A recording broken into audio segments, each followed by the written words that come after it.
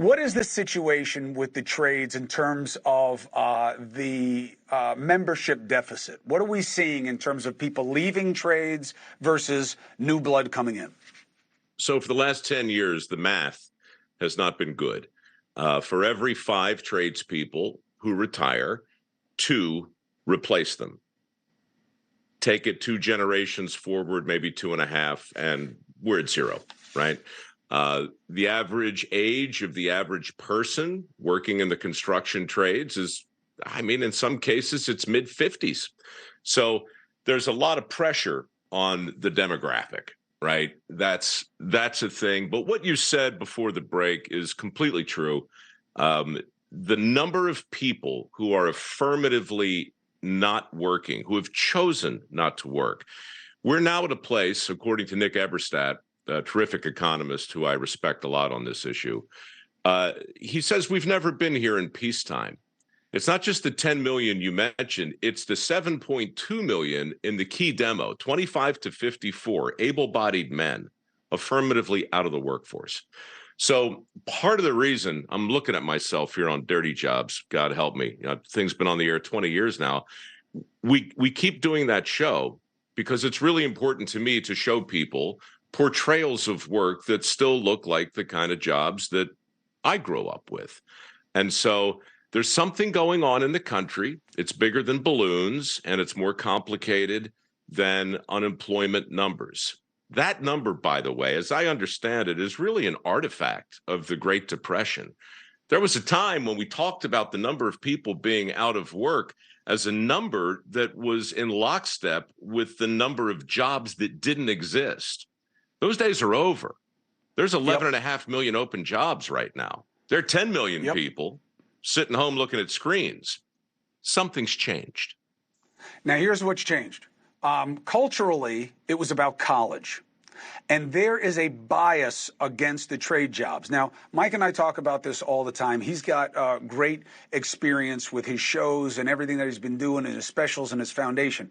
I know it best anecdotally from my own life. I tell this to Mike every time we talk. So many of my buddies that are offshore fishermen, and even more guys who aren't my buddies because they don't like me because they're politics, they are members of the trades, but they're also businessmen. So yeah, they're plumbers, they're electricians, HVAC, all this other stuff, but they're businessmen. Okay, they're not crawling into your toilet. They got 15 trucks and they got $500,000 sport fishing boats. And we don't see it that way. We don't see the dignity. We say it when we have to, like, oh, I love a mason, but we don't want our kids to be masons. And we don't want them to do HVAC. We want them to go to college, spend $300,000 and come out with a degree that means nothing and move back into our houses. Because we see those opportunities as jobs. We don't see them as rungs on a ladder, and we don't see them as an on-ramp into an entrepreneurial success story.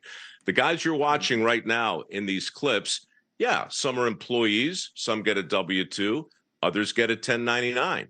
Others are out there without a net, eating what they kill and doing pretty well. That couple you saw getting caviar out of sturgeons, that's on the Mississippi River. They're killing it, right? It's a husband and wife team. I just profiled a family last week on the show who basically rehabilitate manholes, extending their life by 50 years by going inside, power washing them, and then applying a code of some super proprietary thing. The point is, you're so right about our stubborn refusal to see a trade as the proximate cause of someone's success and the likely entree into a small business. Final point on it. My foundation is trading 1,500 people at this point. The number of men and women who have learned how to weld and then gone on to buy a van and hire a plumber and then hire an electrician and then hire an HVAC guy. And now you got a mechanical contracting business. Those stories are real, and I appreciate the chance to talk about that on your show because I don't see anybody else really talking about it anywhere. Hey, thank you for watching. Please go to newsnationnow.com, newsnationnow.com, and you can find NewsNation on your television provider. And don't forget to click the red subscribe button down below. Then you will get more of NewsNation's fact-driven coverage.